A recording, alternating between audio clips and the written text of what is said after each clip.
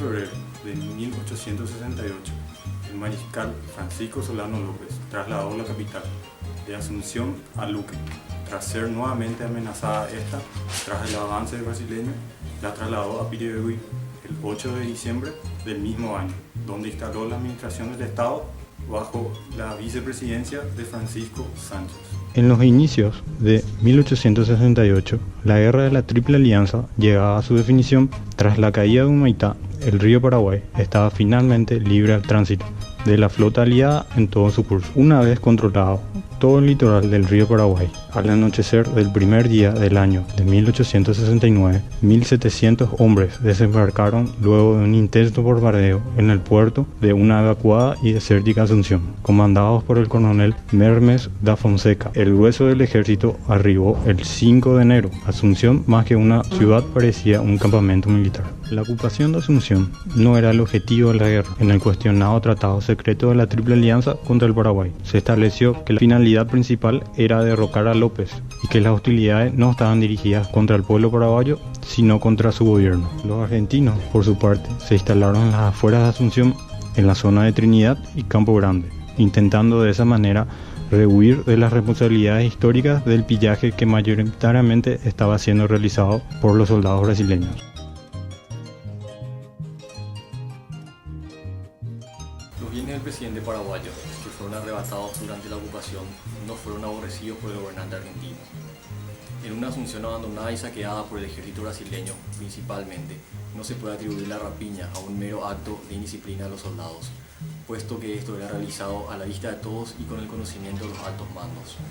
Además, los bienes secuestrados como botín fueron trasladados a bordo de los buques aliados hasta los puertos argentinos y brasileños, en los que eran vendidos públicamente ante la curiosidad y morbo de la gente que se agolpaba a observar el contenido de los cargamentos provenientes de nuestro país. Para alternar los actos de vandalismo que se sucedían uno tras otro, los brasileños secuestraban criaturas y pedían a cambio recompensas de dinero, como en el caso del niño Manuel Domecq García, cuya tía Concepción Domecq de Decoud debió abonar 8 libras esterlinas para poder recuperarlo. Además de ello, las tropas de ocupación saquearon depósitos fiscales, alzándose con cargamentos de hierba, tabaco, cuero y otros productos propiedad del gobierno paraguayo y declarados botín de guerra. Debe recordarse que al tan criticado tratado secreto le siguió un protocolo de fecha 1 de mayo de 1865, igualmente vergonzoso y execrable, que rezaba: los trofeos y presas que fuesen tomados del enemigo se dividirán entre aquellos que hayan efectuado la captura. No es difícil construir la imagen de una ciudad devastada. Luego de la evacuación que sucediera a la caída de Humaitá, sus calles se llenaron de malezas a raíz del abandono. Durante la ocupación, quedaron convertidas en una enorme caballeriza desbordada de soldados ávidos de riqueza, expoliando todo lo que sea de valor.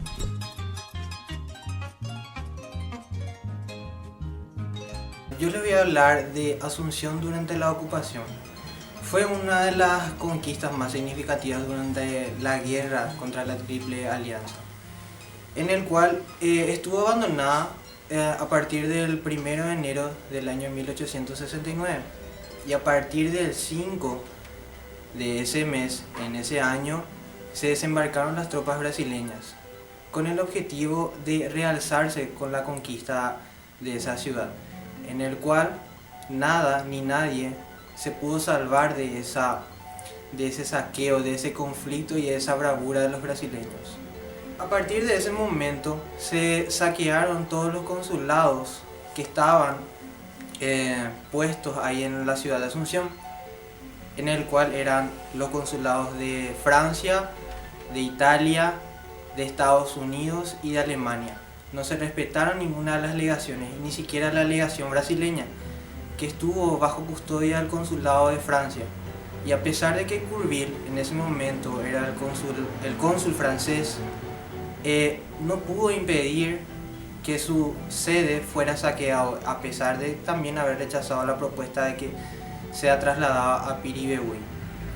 Bueno, a partir de ese momento, la bravura de los brasileños no actuó, ni siquiera respetaron los efectos jurídicos diplomáticos que estaban impuestos en esa ciudad, y la conquista y el saqueo se extendió hasta la ciudad de Luque.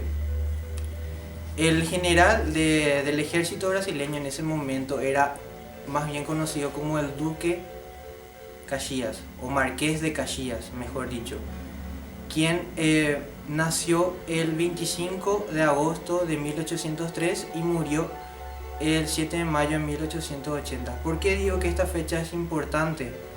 Porque él fue el comandante que guió a la victoria al ejército brasileño. El saqueo de Asunción terminó recién el 10 de enero del año 1869, en el cual duraron, como ya he dicho anteriormente, 5 días. Caxias, quien al segundo día del saqueo envió una carta, o más bien un informe, al emperador Don Pedro II, quien era su ministro de guerra.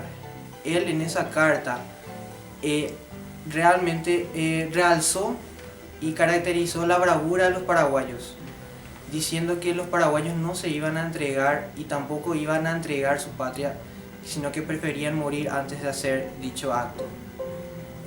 Por tal motivo y por tal cruel que fue la guerra, Caxias presentó su dimisión, y quien le sucedió en el comando en el ejército brasileño fue el príncipe de Orleans. Y para encontrar esa carta de Caxias se encuentra en el Museo de Mitre. Esto fue un acto significativo en la guerra contra la Triple Alianza, porque no solamente habló de la conquista brasileña, sino también su saqueo, la falta de respeto a los efectos jurídicos y diplomáticos, pero también caracterizó la bravura y la raza guaraní, que también se caracterizó al mariscal Francisco Solano López por haber tenido un objeto o un poder sobrenatural magnetizador para alzarle a sus compatriotas para luchar contra las tropas brasileñas.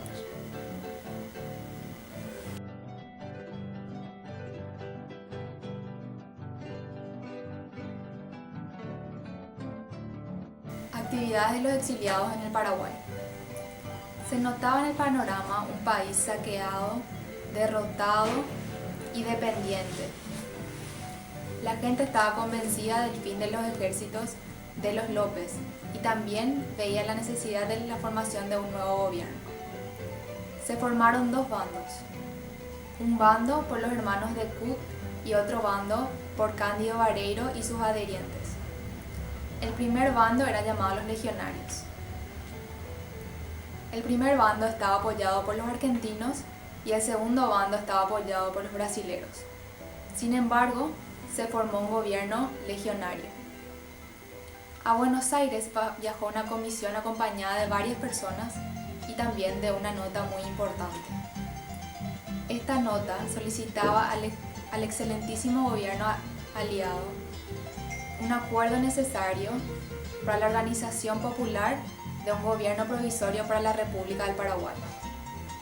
Decía la nota: los objetivos de este gobierno deben ser tan especiales como la situación que atraviesa, y limitarse por consiguiente sus facultades, a cooperar inmediatamente a la más pronta conclusión de la guerra, atender entre tanto a las apremiantes necesidades administrativas y preparar después a la reorganización política de la República, creando los poderes permanentes que han de celebrar los tratados necesarios o conducentes a restablecer las buenas relaciones con las naciones aliadas, bajo el pie de la amistad más fraternal e inalterable.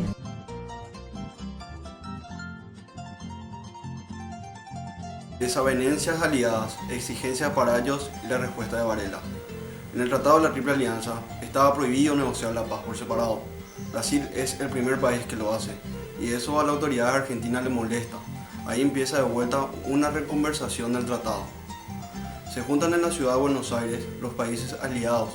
Por Brasil lo hace el canciller José María da Silva Parayos. Por Argentina, el ministro de Relaciones Exteriores, Dr. Mariano Varela. Y por Uruguay, el Dr. Adolfo Rodríguez. José María da Silva Parayos tenía la opinión de que Paraguay, con el gobierno provisorio, tendría la capacidad de celebrar el Tratado de Paz.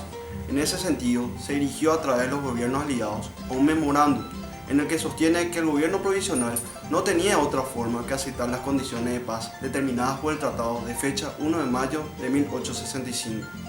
Por su parte, el doctor Mariano Varela no compartió la opinión de Parayos, pues decía que el momento de la organización del Paraguay, previsto por el tratado, aún no había llegado. Antes de eso, debía ser vencido el mariscal Francisco Solano López, que todavía organizaba resistencia en los suelos paraguayos.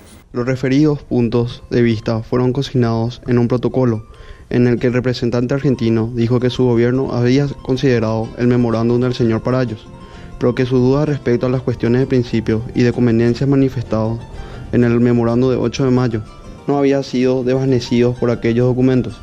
Sin embargo, estaba dispuesto a concurrir para el establecimiento de un gobierno provisorio, que la divergencia en el modo de considerar las relaciones de los gobiernos aliados con dicho gobierno, pidiendo que no se atribuya sino un verdadero celo por el crédito de interés común en la alianza. Por otra parte, el representante de Uruguay compartió la posición de Varela, rechazó la idea de aceptar el compromiso de celebrar con el gobierno provisorio los ajustes definitivos de paz. Parayos, haciendo plena justicia a las intenciones de los gobiernos aliados, se reafirmó en sus anteriores opiniones, que era que el gobierno provisorio del Paraguay podía celebrar tratado de paz.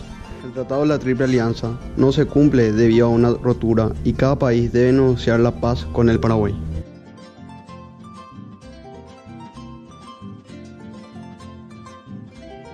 Habiendo autorizado los aliados la constitución de un gobierno paraguayo provisorio, se acordaron las condiciones bajo las cuales reconocerían un gobierno provisorio el derecho a instalarse en el Paraguay. El 2 de junio de 1869 se suscribió el protocolo respectivo, el cual resolvía autorizar el establecimiento del gobierno provisorio bajo varias condiciones. En la cláusula número 1, el gobierno provisorio del Paraguay debía ser libremente nombrado por los ciudadanos paraguayos que se hallan en el territorio libertado del dominio del mariscal López, que en ese momento ejercía el dominio legítimo. La Comisión Paraguaya naturalmente aceptó el acuerdo con la autorización aliada. En Asunción, el colegio electoral el 5 de agosto de 1869, compuesto por 21 electores, eligiendo un triunvirato integrado por Cirilo Rivarola, José Díaz de Bedoya y Carlos Loizaga. Este gobierno tomó posesión de sus funciones el 15 de agosto de 1869. Antes presentaron al plenipotenciario argentino, el doctor José Roques Pérez, una declaración conjunta de aceptar entera y plenamente las condiciones acordadas.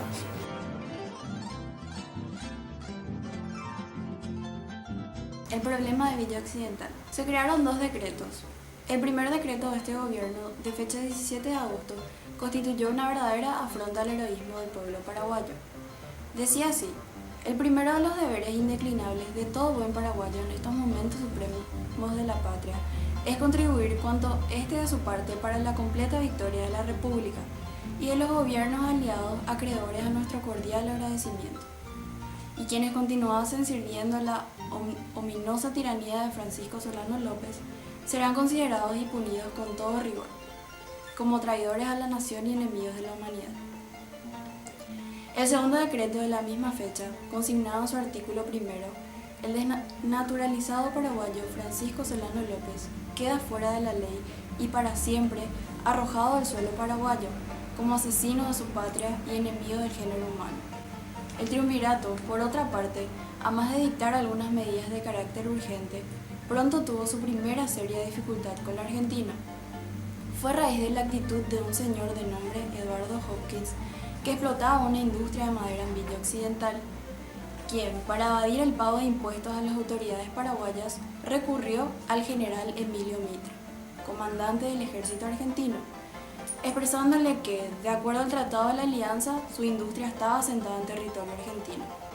El general Mitre, de acuerdo con su gobierno, pasó al gobierno provisorio con fecha 17 de noviembre de 1869 la siguiente comunicación: habiendo el señor Hopkins recibido una intimación por la cual se le da conocimiento una resolución de la Capitanía del Puerto de esta ciudad, ordenándole que saque patente para el establecimiento que tiene en el Chaco, debo dirigirme a vuestra excelencia para hacerle presente que el Chaco es exclusivamente argentino y que en él nada tiene que hacer las autoridades paraguayas.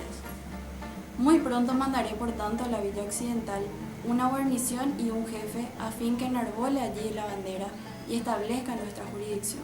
Así surgió el problema de Villa Occidental con la República Argentina, litigio que solo sería resuelto en 1878 mediante el arbitraje del presidente de los Estados Unidos de América. El 21 de noviembre, el general Mitre ocupó con sus tropas la Villa Occidental e izó la bandera argentina. La redacción de este documento descubre la influencia del Brasil, cuyas relaciones con la Argentina comenzaban a adquirir contornos graves, sin duda, debido al objetivo que se había impuesto de frenar la expansión territorial argentina hasta sus fronteras al norte del río Apa.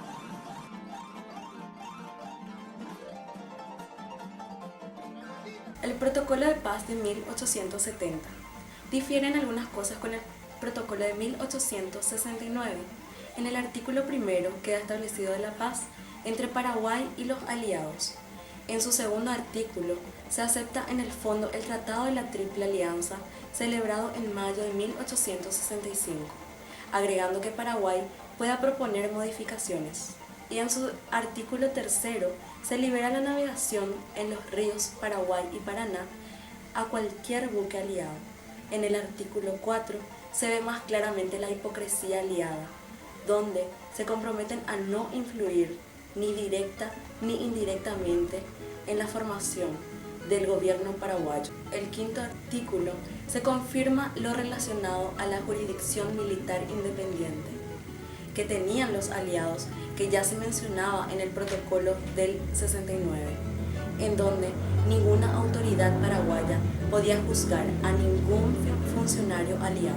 El sexto se daba plazo de 3 meses para la elección y formación del gobierno paraguayo, para de esta manera concretarse rápidamente el Tratado de la Triple Alianza. Y en el artículo séptimo se ve plasmada la ansiedad de los aliados en concretar en el menor tiempo posible el arrebato del territorio al Paraguay, concluyendo que si la formación de gobierno daba más de 3 meses, los aliados se entenderían entre sí para concretar el despojo de territorio. Y en conclusión, lo único rescatable de dicho protocolo es que en su artículo 2, el Paraguay lograría en el terreno jurídico la opción de oponerse al Tratado de la Triple Alianza. En su artículo 16, en donde se fijaban los nuevos límites oponiendo sus títulos. A la patria guaraní, invaluable terruño de mis ancestros, nada tan triste como evocar los tiempos de la guerra de la Triple Alianza, transitando sin desmayo tus calles con olor a puerto, o galopando sobre el paso firme y decidido de negros corceles de inmortal recuerdo.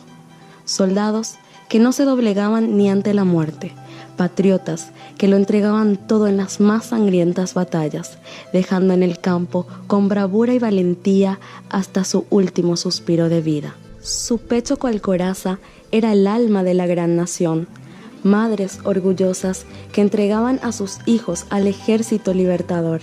Tal vez no volverían a verlos, pero seguras estaban de salvar a su nación. Al mando de un mariscal, hombres, mujeres y niños, luchando juntos por su país, mostrando ensangrentada y desafiante su garra guaraní.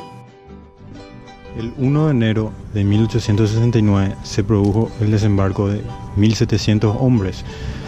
El 5 de enero llegó el grueso total del ejército y empezaron el saqueo de Asunción.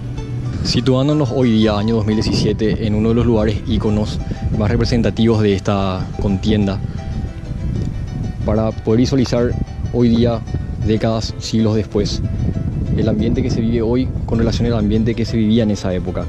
La atmósfera que se respiraba en la abandonada y saqueada ciudad posterior a esta epopeya, o hasta si se quiere llamar hecatombe, se percibía una corriente nauseabunda de colaboracionismo que incidiría de manera considerable a transformar la mentalidad del pueblo paraguayo, antes constructiva y creadora, independiente y derrotista. A esta corriente se opondría, sin embargo, la que con el tiempo habría de operar en nosotros la maravillosa transformación de la resurrección espiritual y de la reconstrucción material.